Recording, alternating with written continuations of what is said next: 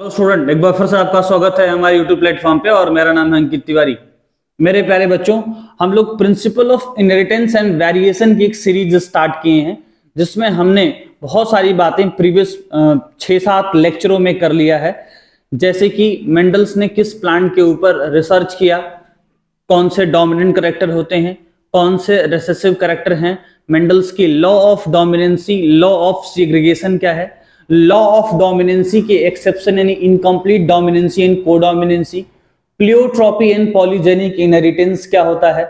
इसके अलावा chromosomal theory of inheritance, उसका एक्सपेरिमेंटल वेरिफिकेशन किसने दिया, तो मॉर्गन साहब ने दिया। किसके ऊपर रिसर्च किया, तो ड्रोसोफिला के ऊपर रिसर्च किया। इसके अलावा हमने ये भी पढ़ा कि मेंडल्स की जो थ्योरी थी वो पॉपुलराइज क्यों नहीं हो पाई। आज की इस वीडियो में हम ये जानने वाले हैं कि लॉ ऑफ इंडिपेंडेंट असॉर्टमेंट्स का एक्सेप्शन क्या होता है, जो कि मेंडल का दूसरा लॉ माना जाता है। पहले तो लॉ ऑफ इंडिपेंडेंट असॉर्टमेंट को समझेंगे, फिर इसके अगली वीडियो में हम लोग इसके एक्सेप्शन यानी लिंकेज एंड रिकॉम्बिनेशन के बारे में समझेंगे, जो इस चैप्टर का बहुत ही इंपॉर्टेंट टॉपिक है। और सबसे बड़ी प्रॉब्लम होती है एनसीईआरटी में एक फिगर बनाया हुआ है, एक पैटर्न बनाया हुआ है जिसको अल्फ्रेड स्टुअर्ट वॉन्ड साहब ने बनाया था, लेकिन उसको समझना थोड़ा मुश्किल हो जाता है। इसलिए हम अगले वीडियो में इन सब चीजों के बारे में चर्चा करेंगे, पर इस वीडियो में हम ये बात करने वाले हैं कि लॉ ऑफ इंडिपेंडेंट असॉर्टमेंट होता क्या है। तो बेटा हुआ क्या कि इसको समझने के लिए हम लोग डाई हाइब्रिड क्रॉस यानी कि दो कैरेक्टर को एक साथ ऑब्जर्व करने वाले हैं जो कि जीन से गैमीट के अंदर इनहेरिट कर रहा है। तो हमने यहाँ क्या किया, राउंड येलो और रिंकिल्ड ग्रीन, हमने सीड के अंदर जो है एक कैरेक्टर को ऑब्जर्व किया। जो पेयर ऑफ कैरेक्टर है, राउंड को हमने कैपिटल आर से लिखना अच्छा समझा और येलो को कैपिटल वाई से, ये डोमिनेंट कैरेक्टर माने जाते हैं। जबकि रिंकिल्ड वाले को स्मॉल आर स्मॉल वाई से लिखा। ये इनके जीन मेंडल के हिसाब से ये फैक्टर हैं, ठीक है।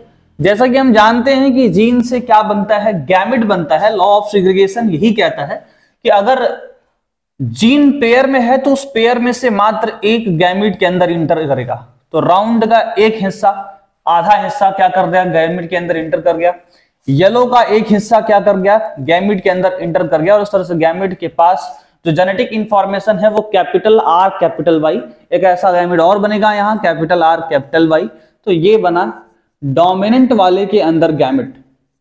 Same thing happening here also, small R small Y और स्मॉल वाई इनके अंदर गैमेट बनेगा। अब क्या करेंगे, अब बनाएंगे पिनेट स्क्वायर, जिससे हम F1 जनरेशन को पता करेंगे कि F1 जनरेशन के साथ हो क्या रहा है। तो बहुत सिंपल सा तरीका है, यहाँ स्मॉल आर स्मॉल वाई इनके जेनेटिक इंफॉर्मेशन यानी कि गैमेट और इनके gamete capital R capital Y. जब इन दोनों से क्रॉस होता है यानी इनका पोलिन ग्रेन इसके ऊपर ट्रांसफर किया जाएगा और इनका पोलिन ग्रेन इनके ऊपर ट्रांसफर किया जाएगा, तो पॉलिनेशन के बाद फर्टिलाइजेशन जैसी घातक घटना को अंजाम दिया जाता है। और अल्टीमेटली यहाँ capital R capital Y small Y बनेगा, capital R capital Y small Y बनेगा, capital R capital Y small Y, capital R capital Y small Y. इस तरह से जितने भी सीट मुझे F1 जनरेशन में मिलेंगे वो सारे के सारे क्या है बेटा, सारे के सारे हेट्रोजाइगस सिचुएशन में है। हेट्रोजाइगस सिचुएशन में कहने का सेंस क्या है, आधा कैरेक्टर इस पेरेंट्स का आया है और आधा कैरेक्टर इस पेरेंट्स का आया है। लेकिन यहां हम देख रहे हैं कि इनका जो बिहेवियर है वो डोमिनेंट वाले की तरफ है, इसकी तरफ दिख रहा है। इसलिए हम ये कह सकते हैं कि राउंड और येलो क्या है, डोमिनेंट कैरेक्टर है। यहां से लॉ ऑफ डोमिनेंसी प्रूफ हो जाती है। तो all seed are round and yellow, सारे के सारे सीड राउंड और येलो मिल रहे हैं F1 जनरेशन में, जबकि जेनेटिक इंफॉर्मेशन दोनों पेरेंट्स से आया हुआ है। मामले को और आगे बढ़ाते हैं और अब हम F2 जनरेशन की तरफ चलेंगे। जब हम F2 जनरेशन की बात करेंगे बेटा, तो यहां capital R capital Y small Y और यहां capital R capital Y small Y, हमने दो सीड लिया जिनका जेनेटिक बिहेवियर ऐसा है, जिनकी जीन ऐसे है। जैसा कि हम जानते हैं इनको जमीन पे फेंकेंगे तो जीन से गैमेट बनेगा, पहले पेड़ आएगा, पेड़ से फ्लावर आएगा, फ्लावर से गैमेट बनेगा। फ्लावर के अंदर जब गैमेट बनेगा तो इस बार हम देखेंगे कि ये हेट्रोजाइगस स्टेट में रूल होता है एक 2 to the power n। जितने नंबर ऑफ हेट्रोजाइगस है उसको 2 के पावर लिख देते हैं। हमारे पास 2 हेट्रोजाइगस है, इस तरह से 2 to the power 2 यानी कि 4 गैमेट बनेंगे। वो कौन बनेंगे, तो capital R capital Y, capital R small R capital Y and small R small Y. Same thing happening here also, यहां भी कुछ ऐसा ही होने वाला है। Capital R capital Y, capital R small R capital Y और स्मॉल आर स्मॉल वाई, ये चार तरह के गैमेट बनके तैयार हुए।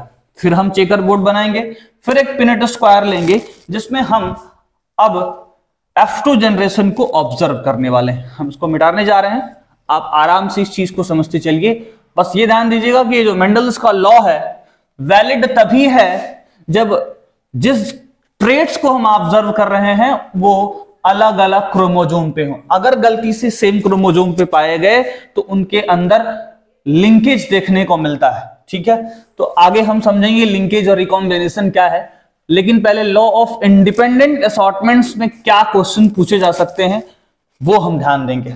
ठीक है, तो हम एक चेकर बोर्ड बनाएंगे, यानी कि हम एक पिनेट स्क्वायर बनाएंगे। This is a pinnate square, और अब इस बार हम इसमें 16 पार्ट बनाएंगे। तो 1 2 4, 1 2 एंड 4। ठीक है, अब इनके गैमेट को यहां रख देते हैं।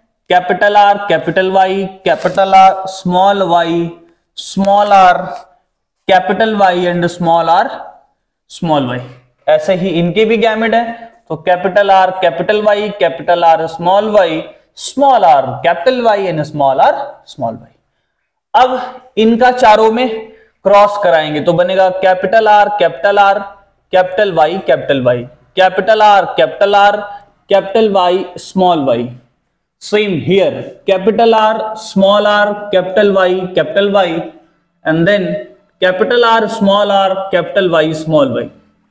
अब इनका चारों में करिए तो capital R capital Y small Y, capital R small Y.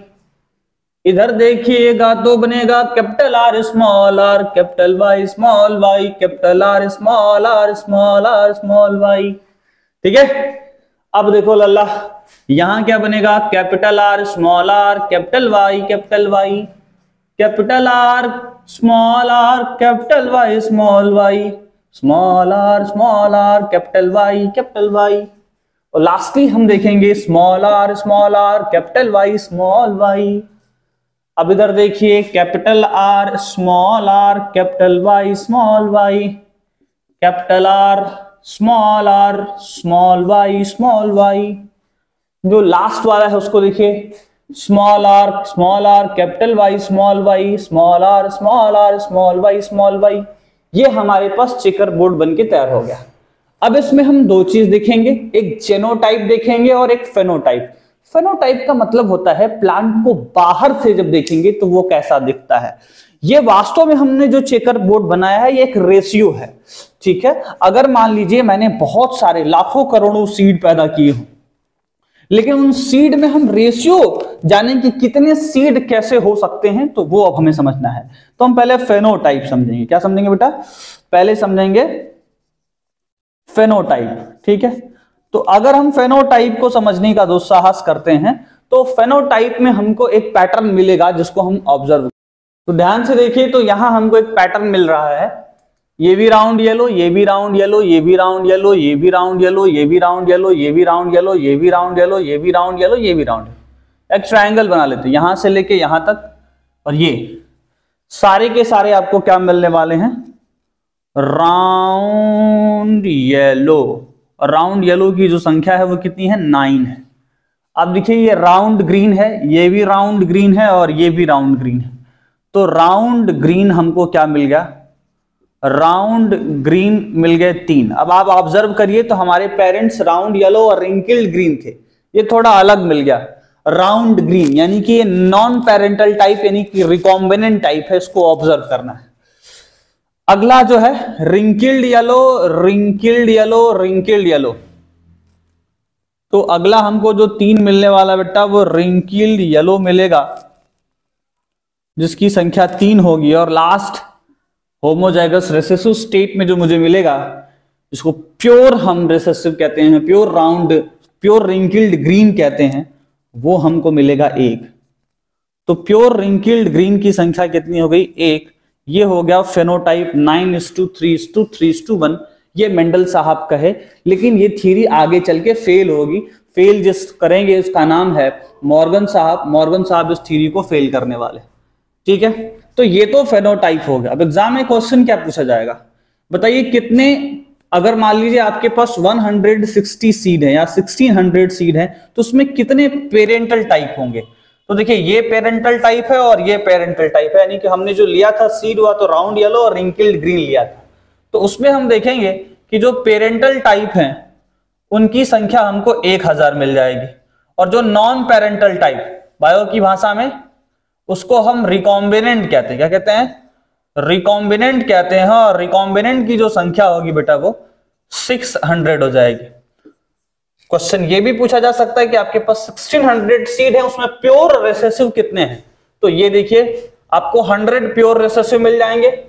पूछा जाएगा प्योर डोमिनेंट कितने हैं, तो आपको सर जी 100 प्योर डोमिनेंट मिल जाएंगे। तो इस चेकर बोर्ड के सहारे बहुत सारे क्वेश्चंस आपके माइंड में या आपसे जो है उठाए जा सकते हैं। ये तो फेनोटाइप से रिलेटेड रहा।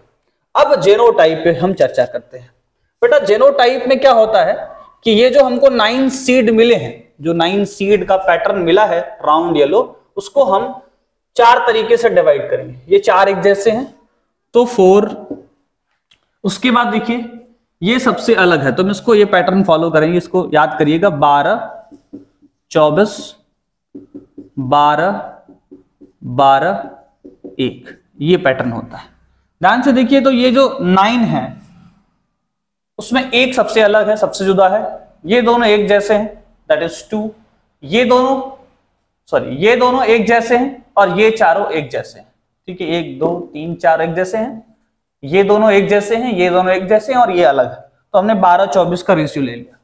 फिर देखिए राउंड ग्रीन है ये, तो राउंड ग्रीन ये भी है और राउंड ग्रीन ये भी है और राउंड ग्रीन ये भी है। तो ये दोनों एक जैसे हैं और ये अलग है, तो 1:2 का रेशियो ले लिया।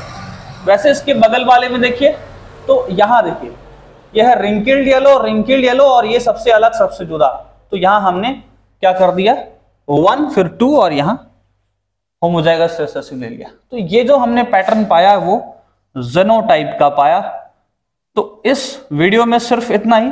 मिलते हैं ढेर सारे और ऐसे ही इंफॉर्मेशन के साथ अगले वीडियो में, जिसमें हम लिंकेज और रिकॉम्बिनेशन के बारे में बातचीत करेंगे। तब तक के लिए धन्यवाद।